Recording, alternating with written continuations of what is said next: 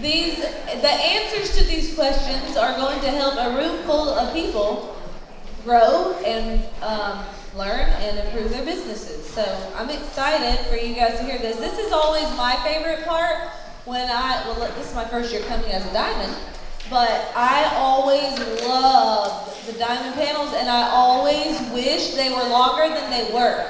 So hopefully you will get a lot of your questions answered today. We're going to go ahead and get started. Here is your first question. Diamonds, how did you get your spouse's buy-in?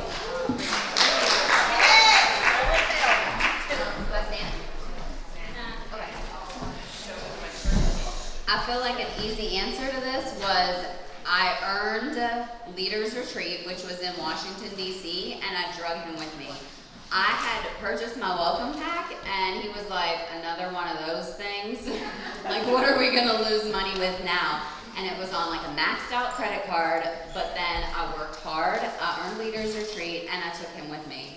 And we've been to Plexus events. If you get your spouse to one of those events, I feel like there's enough belief, vision, the passion, all of it. And Plexus, I mean, they took out an entire block of restaurants in DC, and he was like, what is this? So, yeah, I think that was, yeah. No, you're fine. I gotta get time. Blue. I would totally say the same thing. When I first started, Eric was very, very skeptical, and he said the same thing, like, this is another, it's a scam. He thought it was a scam. And we got our first paycheck. I think I was still when were they writing checks? It seems like I got a check in the mail. Yes. I got checks. I was gonna say, I swear I did. I don't know, but anyway, and he's like, I don't think you should cash that. I don't think you should go to that. He did. He was so worried about that. He's like, but he kept seeing success. And our first event together was Texas Leaders Retreat. 4 years ago, right? No, 5. 4 now, I don't know. Anyway, and he just was a believer immediately after that. He saw Tarl and Alec up there on stage talking, and those two are some of the most genuine, like down-to-earth guys ever. And he just, his belief was built, and he had trust. So anyway, get him to events. That's a good way.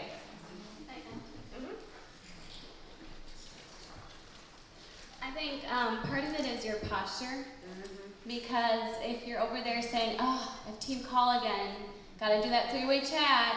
I mean, when your husband calls you throughout the day, and my sister and I were talking the other day, and we said, man, when Brittany said, do you have more good days than bad days?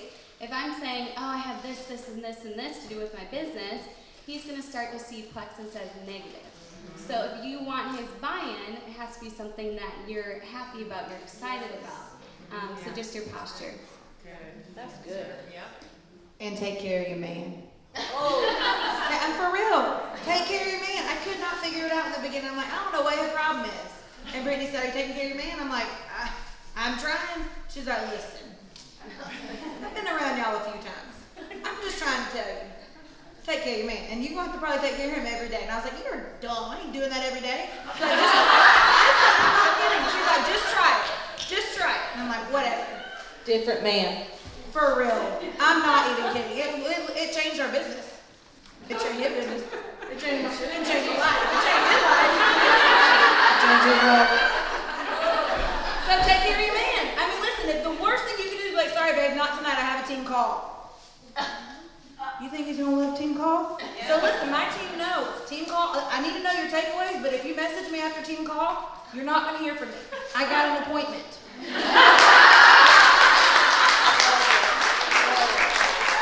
Next question. It really is that simple. It's kind of like network marketing. It's not easy, but it's real simple. One thing. Okay, what advice or strategy would you give a single mom to juggle bedtime routines and team call and book study as far as time management and doing both of, you can't, I guess, if not putting your kids to bed is not an option. I think April wants to answer that one. What was the end part? If not putting your kids to bed is not an option. Basically, single mom in it. Like what happened before. Like if you don't have help from your husband or whatever. This doesn't just apply to single moms because there's a lot of us who are married, but Our single. Yes. Is it on? hold it up. Okay. You take this one because I can talk That's the about louder that. one. Yeah. So my husband's home maybe one night a week, Monday through Fridays, to help with bedtime, dinner, everything, maybe once a week. So I have 2 boys, and there's times where I'm leading calls, we're doing book studies, coaching. So, I mean, it's either I'm putting the boys to bed earlier, I'm putting them to bed later, there's Legos for my older son to play with. I mean, you just have to go with the flow. They do know, though, Monday night, Thursday nights are call nights. So literally my son will say, oh, is tonight call night? And so he knows either we're getting to bed early, or if we can't because we have karate or whatever, then he's doing Legos, he's quiet, he's not coming in mom's office. So there's just, you set those boundaries and expectations. And be open with them. I'll just say, Dad's not home to help me tonight. What can you do to help mommy so I can get on this call? So just being open with them. How old are what are the age of your boys? 2 and 5. Yeah, little. And she's been this way, she was pregnant when she started building, so this is how she has treated him since he was born. There have been many calls where you'll see a nursing baby under a blanket, and we've got a crying toddler who's busted their nose. I mean, life happens. Mom is still most important, but so is your business. And so, if I have to hold a teething kid or whatever, that's fine. You're gonna accommodate me. I'm not going to accommodate you. So if you're sick and you need mommy, then you get mommy in front of a computer. I had my husband deployed for a year, and I think I have 3. My youngest was, I believe, 6 months at the time.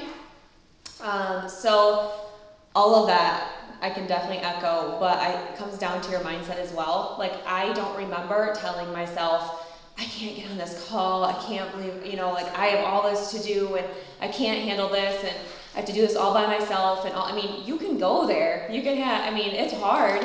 Everyone has their own hard, and it was hard, but the way that I feel like I was able to get through that and make things a priority and do things was I wasn't telling myself that it was hard every day.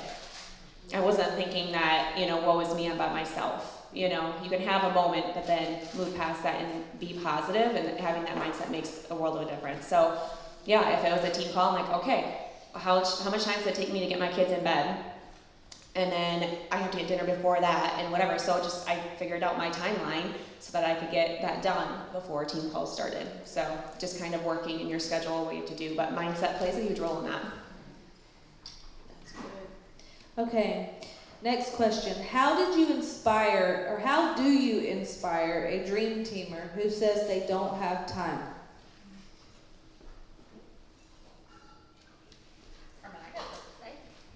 I think you learn to handle that objection. That's just a common objection.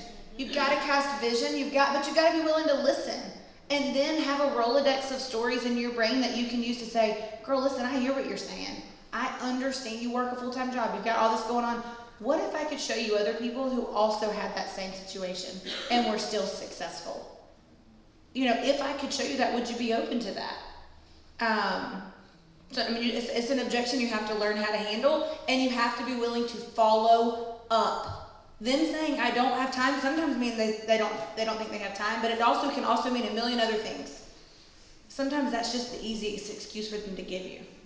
So you've got to be willing to follow up on that and say, hey, listen, the timing wasn't right yet. I see you doing this and this and this, and I'm telling you, if you would use those skills over here, you could be blessing your family tremendously. And mine will be really quick. When they say they have a time objection, I usually think in my head, show me how it's worth my time.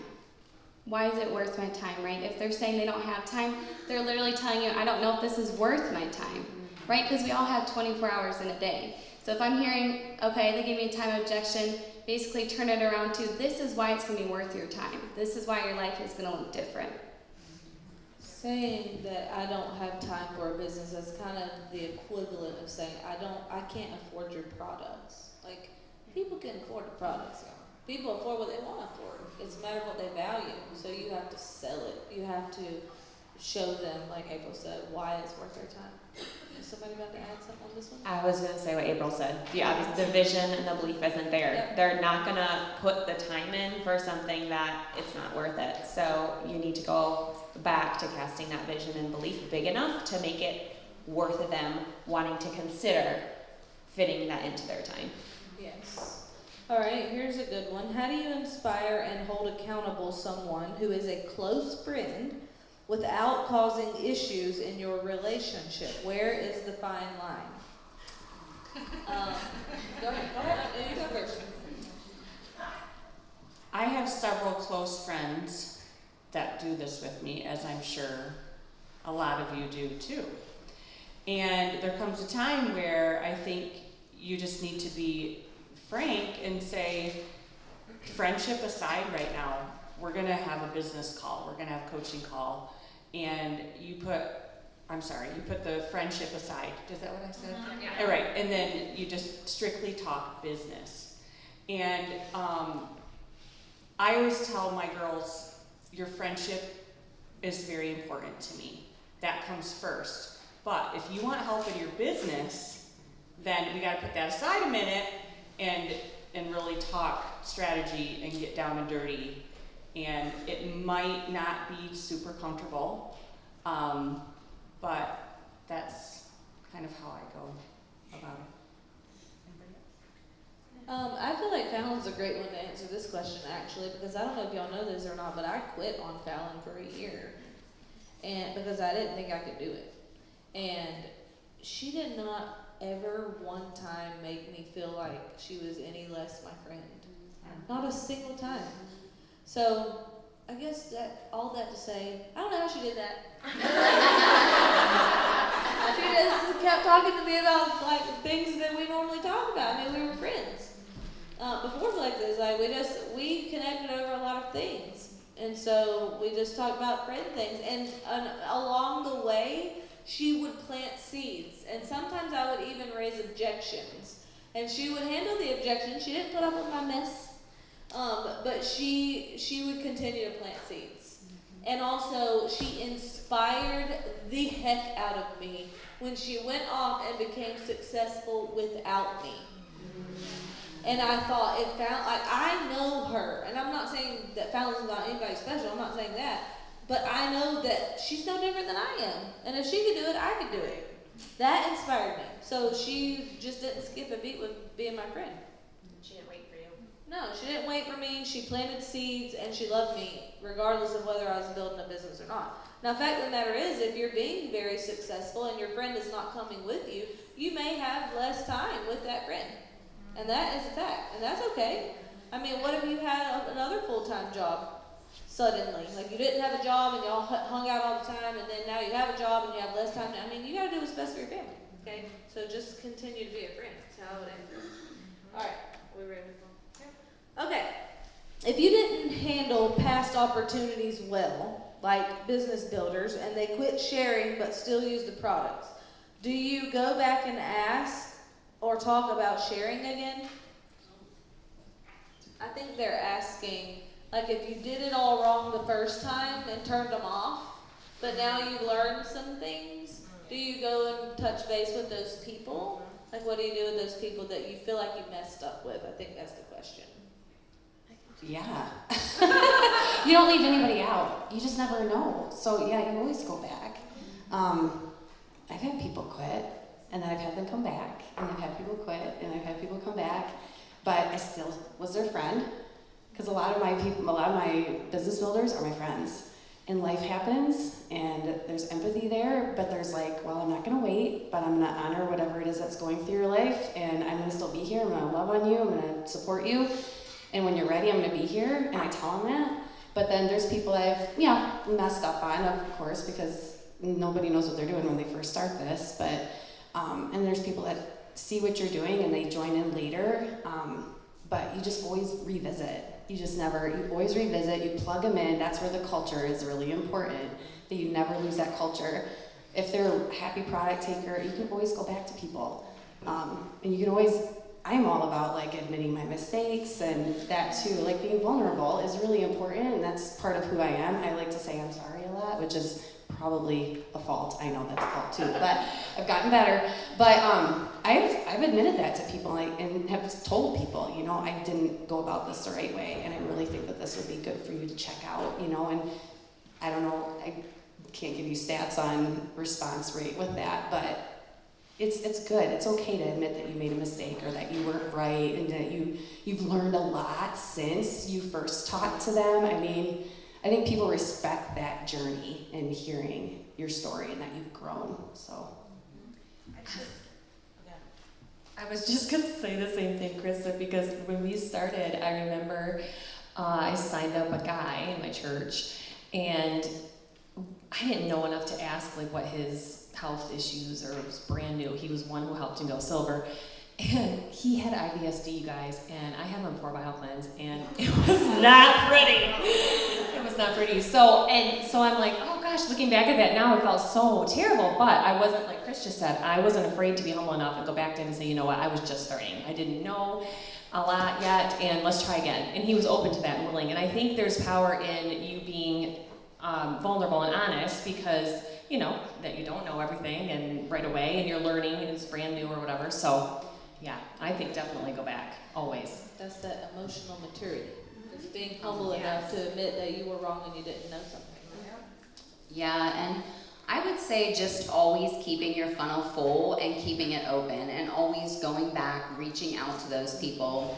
And I'll say that, you know, over the 6 years in this business, some of the hardest people have been family. And I get this a lot, and people really get stuck there where they're like, oh, but they won't join me. And y'all, I will tell you that I have had so many of our family make fun of me, come in, go back, come back in. But throughout all these years, I have seen way more people come back in this business than I've seen leave it and stay out.